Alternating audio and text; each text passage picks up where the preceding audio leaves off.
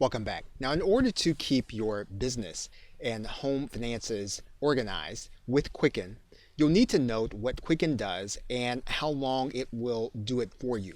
Now, one of the things that you'll note is that the Quicken Home and Business subscription actually does and is made for separating and categorizing your business expenses, tracking your profit and loss deductions, as well as running your tax statements for your tax professional.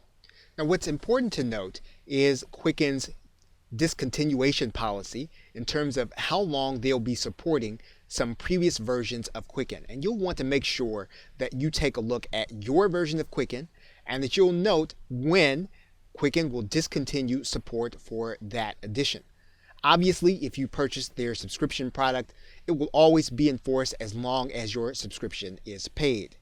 So if you intend to download some of the information that you'll be getting from online billers into Quicken, this is an important feature of the subscription service that Quicken keeps updated. And as you go forward, you may want to consider the subscription service just for this feature alone. It is a more automated feature than if you're using one of the earlier versions. Of course, as is the case with everything, it is worth having a conversation with your tax professional if this will make things easier for you to deliver to them in order to complete your taxes. However, for keeping track of where your business is versus your personal finances every day, Quicken can be a good way of being able to see at a glance what you have available. Okay, so with that, thanks, and I will see you in another video.